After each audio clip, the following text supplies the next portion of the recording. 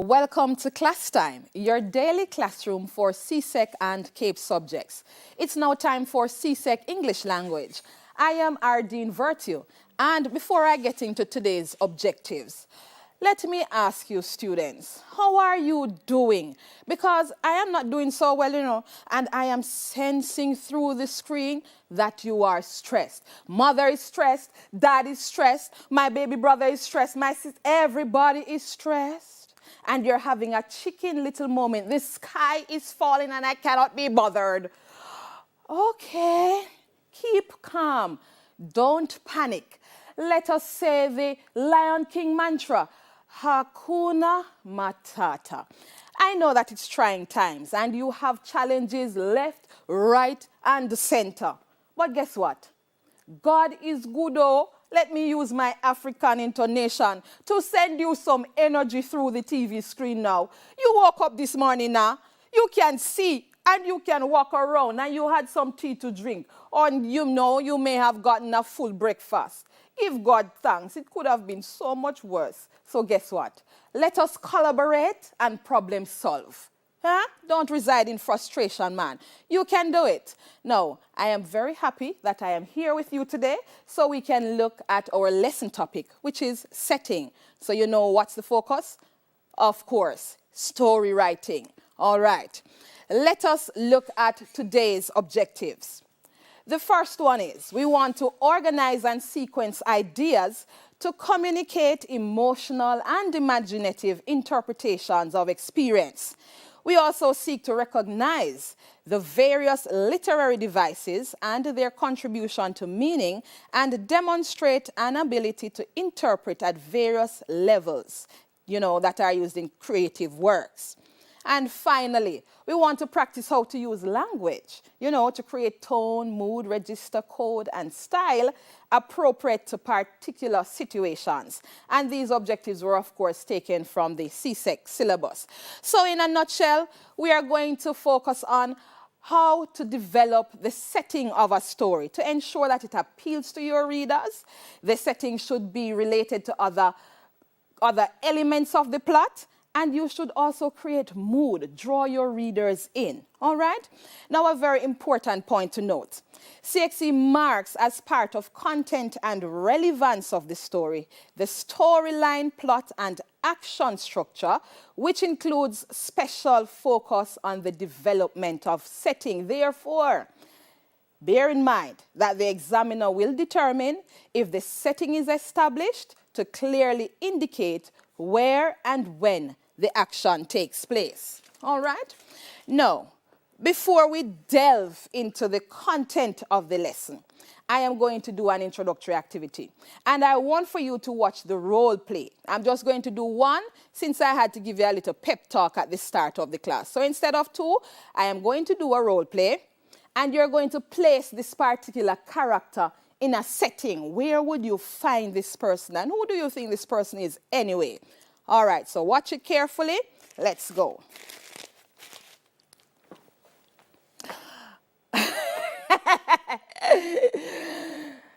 I man a walk on the breeze. Hey, who you? Sure. 10 grain bottles standing on the wall. 10 green bottles. Oh, life hard, boy. Hard in a butt. Me have company, J. Ray, his nephew, and the rest of family. Me good.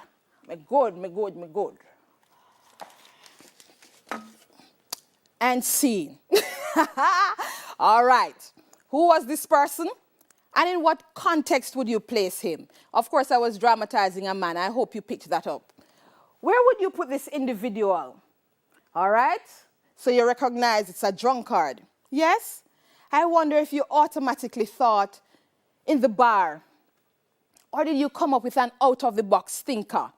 All right. What's the purpose of this? When you create your setting for your story, and you seek to situate your characters into the setting that you have created, Try not to cause your character to be so predictable in terms of where the person is, the actions that will take place in the context, etc. Give us another side, another perspective to this individual. So in my head, this individual is actually at a graveside. Why? Because he has lost his only child in an accident and he is struggling to come to terms with the loss. So you see, not all drunken men are drunken because they are just worthless and they are not catering to the demands that they need to in life. Another angle. All right. General tips for developing the setting for your story, and you should really bear these in mind. It is optional to begin with a description of setting in the exposition of the story. And you know that the exposition means that first part where you are introduced to setting, characters, etc. You may opt to start with an intense action or flashback. You can start a story with one word, run, and immediately you build intensity. So you don't necessarily have to spend 2, 3, 4 sentences describing a scene as the start of your story. Next tip, remember, the given word limit is 400 to 450 words. So while you may fuse vivid descriptions, you should not spend too much time on describing a scene or mood. Instead, you should, realize that you are writing a narrative piece that contains all the elements of plot, which is different from a descriptive essay. So do not commit the error of writing a descriptive essay instead of developing elements of plot. And a tactic to use is that you can intersperse elements of setting throughout the story while being brief. So instead of giving the full description in a paragraph, you can give us snippets throughout the story. All right? Another tip, the setting of the story should not seem disconnected from the other elements, but should clearly show a relationship with character, plot, conflict, and thematic development. So your setting should be used purposefully. Even though your teachers may teach you one element at a time, so you may have a lesson that focuses on setting, another element that focuses on characterization. It does not mean that when you write your story, they are going to be disconnected or disjointed. Everything should be interconnected in your story. So we see the relationship or the impact that one element has on the other.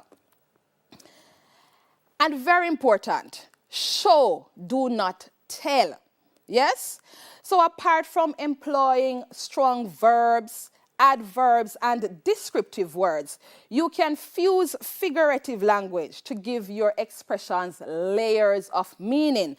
Let your voice be an interesting voice in your story. All right.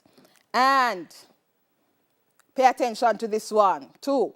Avoid weak and redundant expressions. For example, please do not start your story with once upon a time. We teachers want to tear our hair out when we see this. Once upon a time, that's all you've got? No. But I know you're creative students. You won't do that. And do not start with, it was a bright sunny day. Snooze. Oh, wake me up. Boring. Come on now. So, by the time we are finished with this lesson today, we are going to see how we can manipulate language to design creative expressions. So our readers become captivated. And when the CSEC examiner takes up your paper, they're like, yes, this belongs in the sophisticated category of stories. Boom! You feeling me? Yes, man. People in Spalding, Clarendon, I know you love to sleep. Please get out of the bed and pay attention to this lesson. Now, before we get into the activities, what are the elements of setting? And I know your brain is turning now because you do remember. So briefly, when we think of setting, we contemplate the time, when the story takes place. The clock time, if it is set in the past, in the present, is the action happening in the future? Or is there a mention of a season? You know, if it's winter or a season of life, you're going through a struggle, but you're anticipating another season in your existence. Is it giving information about time of day, the year, the socio-cultural period? You know, is it in history? Are we looking at a time when, you know, racism was at its peak? Like, no, my God. What is the era? All right? So all of those elements help to craft the time of the story. Then we also give consideration to the place, you know, maybe set in a particular geographical location or a specific place such as at school, at home, in the wilderness, in a haunted house, on the beach side, in a train crash. Is it action taking place inside or is it taking place outside? We also think of mood. And we all know that mood means the feelings or emotional state of the characters. How does the place, for example, impact the emotional responses of the character?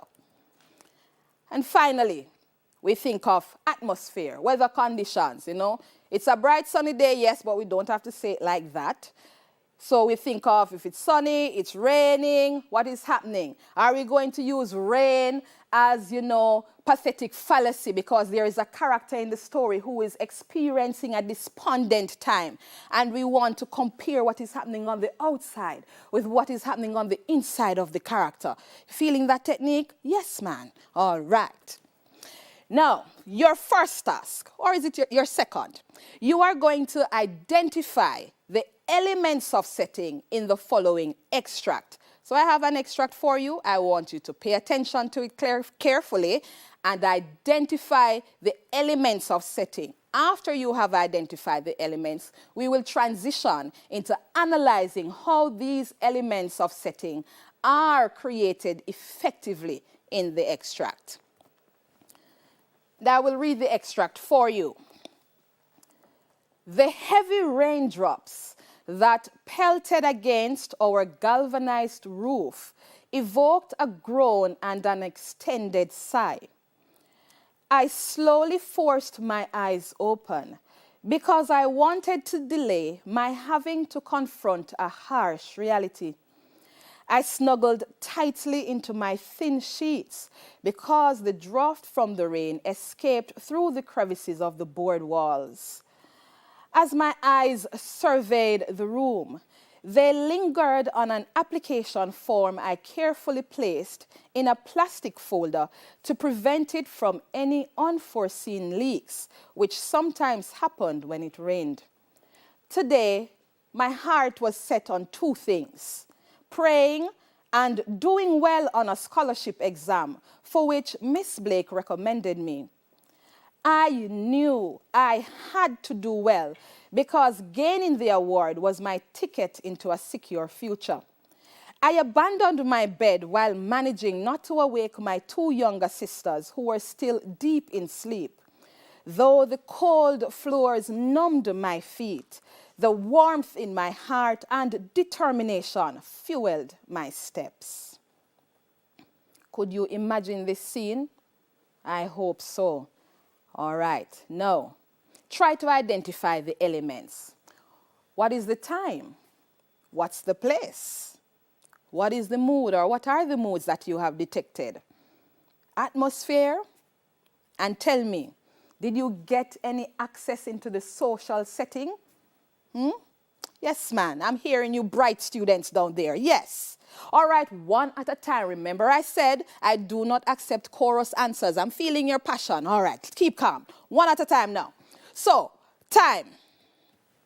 In the morning, we get that the character is just waking up. Good.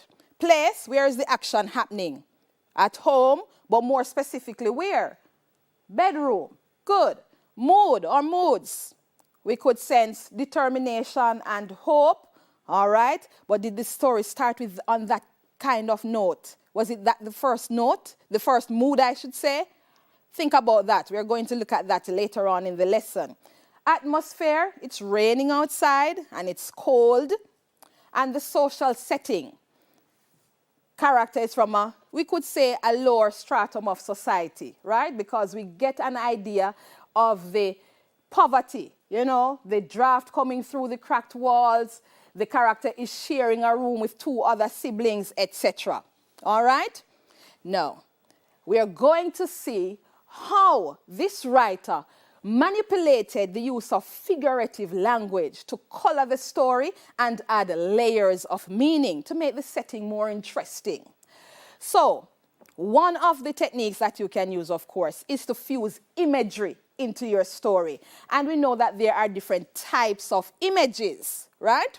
What are the different types of images? Do you remember them? All right. Yes, Saint Anne, I hear you. Visual image. Clarendon, what about you? Auditory image, excellent. Kingston, St. Andrew, what's your response? Tactile, brilliant. Touch, right? St. Catherine, what about you? Kinesthetic means movement, all right? What else is there? St. Thomas, did you pick up any, or do you remember any other image? We have olfactory, and which sense is that? Scent, all right, and there's another one. Which one is left out? Manchester. All right. Gustatory, taste.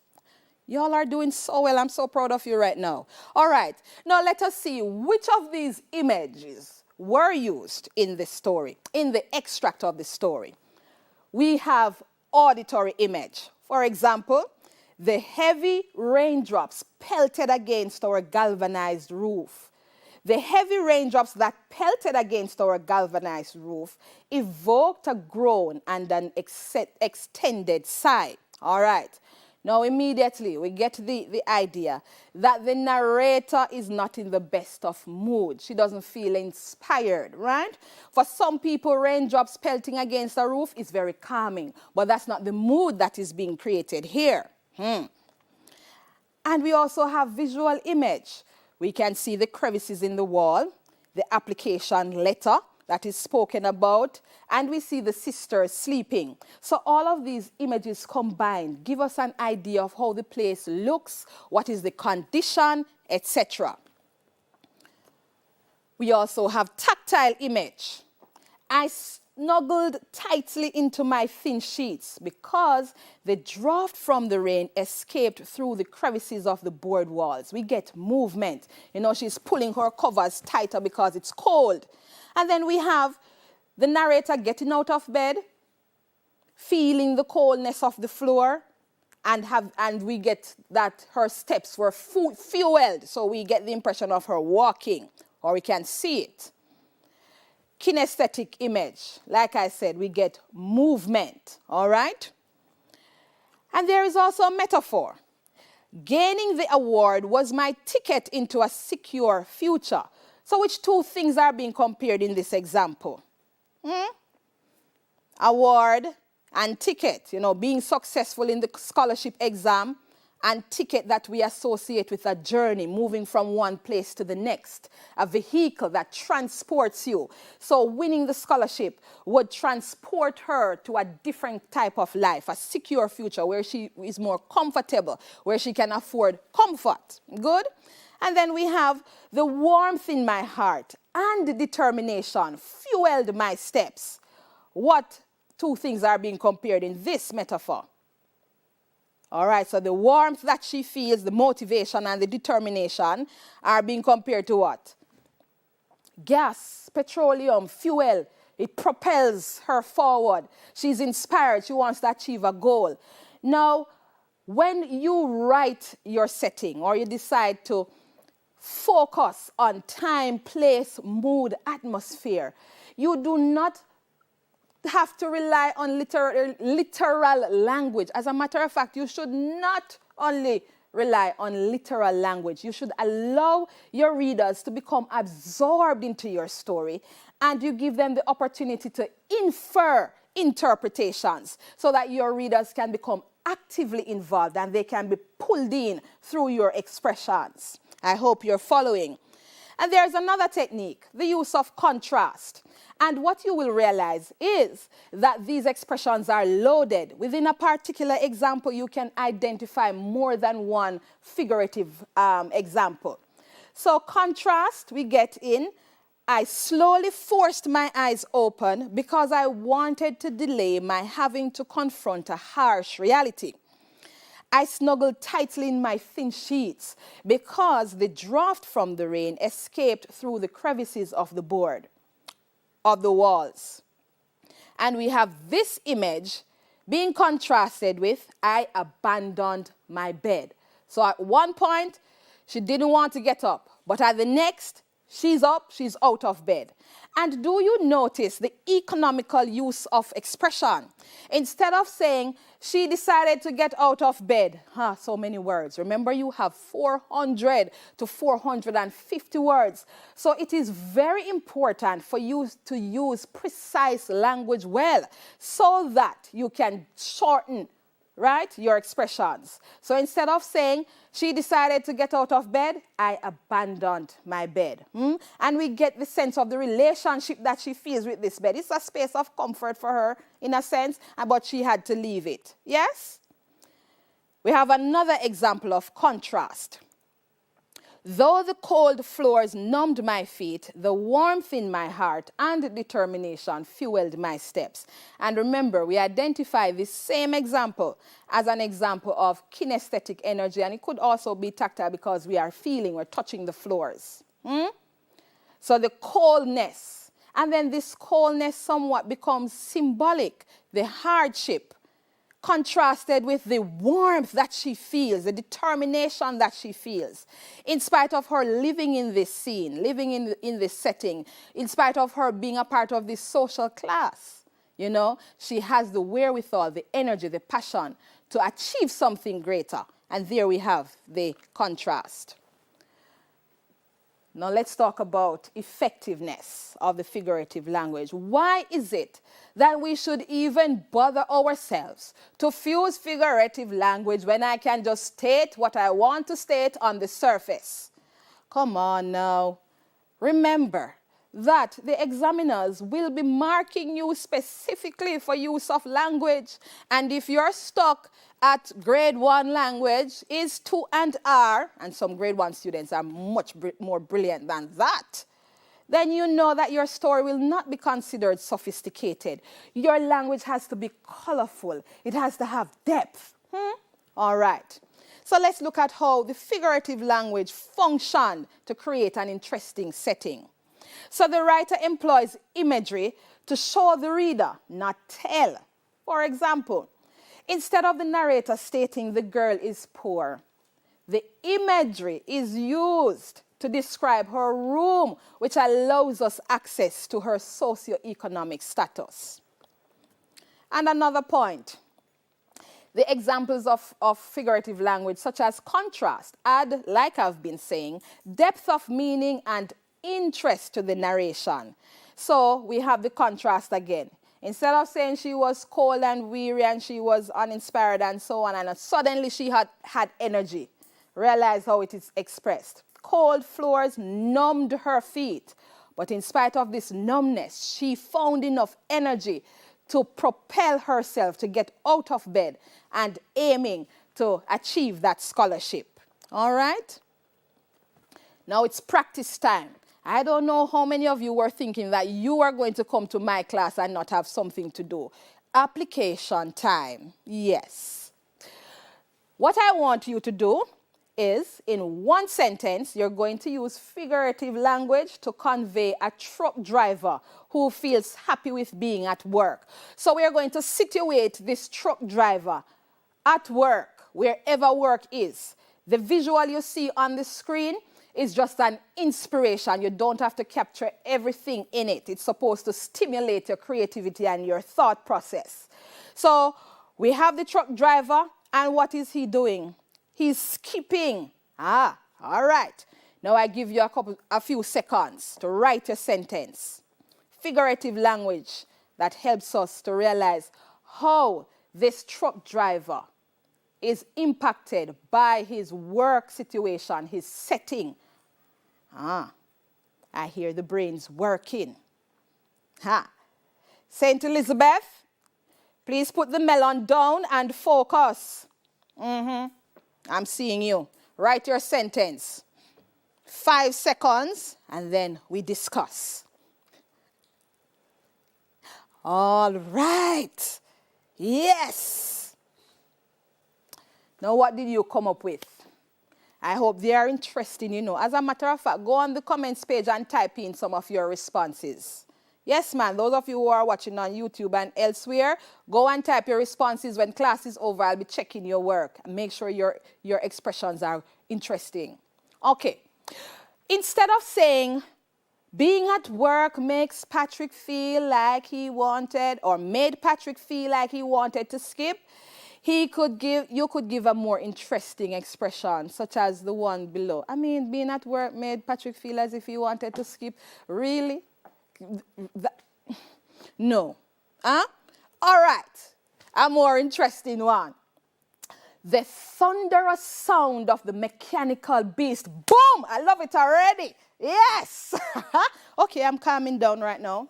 Let's go again. The thunderous sound of the mechanical beast created a flurry of satisfying emotions as it conjured memories of Patrick's childhood love for trucks. Tell me what you think, man. You like this one? I'm sure you do. So I did not include anything about the man skipping, yes? But it stimulated, you know, thoughts of childhood. Now let's pull this one apart and see what kind of experience we would want your readers to have as they read this expression. Thunderous sound. Which image? Auditory. So we hear the truck roaring. Mechanical beast. Instead of saying truck, truck, truck. Yeah? Metaphor. Mechanical beast. It's big. It's, you know, massive. It's monstrous on the road. Frightens some people. But for Patrick, it created a flurry of emotion. So we get the lightness, the happiness, yes, out of the skipping and through this expression. And when we think about flurry, you know, snow comes to mind, lightly falling, right? Yes, and you want your readers to feel this kind of response that Patrick has towards truck and his job. All right. Now let us move on to looking at mood. And what is mood? What did I say mood is? Do you remember? Okay. Yes, Hanover, I hear you loud and clear. Emotional state or responses of the character. Great. Now, the extract that I shared, we determined the mood, right? The mood changed from one of depression, unhappiness, to inspiration and determination. So we got the idea that she wasn't so thrilled, you know, I'm not liking where I'm living. I just want to stay in bed. But then she gave consideration to a promising future. And the vehicle to get there is to do well on the scholarship exam. Right? We got all of that. Now, time for you to practice. In one sentence, use figurative language to convey a character who feels a sense of calmness in the garden. And I chose happy feelings this morning because I know that some of you are not feeling so thrilled about all of this, being stuck at home and you want to go back to face-to-face class and all of that. So, breathe, inhale and exhale, and write one sentence that conveys calmness. All right. And as you write, do not, for example, write that the garden made Susan calm. Don't write that. Remember to show your readers. Paint a picture. Don't tell them. All right. Yes. Good. All right. Now, this is my example. And you can determine if your examples are much more interesting than mine. If yours have layers of meaning more than mine. I know you are excellent writers. Now, let's look at mine. Susan stared at the richly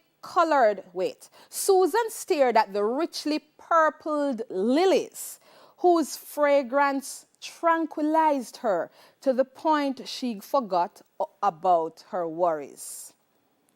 Susan stared at the richly purpled lilies. So we get the idea of her being transfixed. Whose fragrance tranquilized her. Now, what kind of figurative language is this? It's metaphorical, yes? comparing the effect of the lilies to you're getting an injection. Keeping you calm. She was tranquilized by the fragrance. And what is her response? Or what happens next? She forgets about all her worries. So we see the impact of the setting on this character. And I know you have your own style of writing. Now remember I said that when you seek to develop your setting in your story, your setting should not be disconnected from the other elements of plot. And we're going to look at how that is achieved in the extract I shared. So setting and characterization. We know that characterization is concerned with how a writer uses different methods to portray characters. So we learn about characters through their actions, what they say, what people think about them, etc. In this story, we have to rely on interpreting the character through behavior. So what about the setting impacts the behavior of the character? So because the narrator is from a poor background, you know, she's motivated to achieve. So her setting, her home becomes the catalyst for her goal to achieve. And we also look at setting and conflict. And what is a conflict? Excellent. We know that conflict is a disagreement, a struggle. And there are different types of conflicts. What are they? All right, good. We have the internal conflict, that is character against self, you know, having a decision to make, or you have struggling emotionally. We have man versus man, or character against character, two individuals in a fight or disagreement. We also have society against an individual, or a group against an individual. Yes? And we also have character against nature. Yes? Elements of nature could become the antagonist in a story. All right. Boy, you're all so bright. Your teachers are proud of you. Now let's take a look at how setting is interwoven to help to convey conflict in the setting that I shared, in the extract I shared. So first of all, we realize, like I said, the symbolism of the cold and warmth mentioned suggests a struggle between the character's hopes and dreams and her reality of living in poverty. So she is not very happy with her space, and she's seeking to overcome this existence in order to achieve something greater in life. Her space is one that is not immediately inspiring. However, she manages to conquer the feeling of feeling lackluster in a bid to invest effort into a promising future. So we get the struggle in the contrast that is given. All right? Therefore, what type of conflict is this? Yes, character against self. We realize that it's an emotional struggle, you know, feeling demotivated, uninspired. And that is struggling against, yes, feeling energetic, purposeful, wanting to achieve a goal. And which emotion wins or seems like it will win in this story? All right, the positive one. Excellent. And I hope that as you pay attention to this, that you too become inspired. Because I know sometimes you do have your challenges. Let the better emotions win. All right? We are going to stop here for today. That's all the time we have for CSEC English language.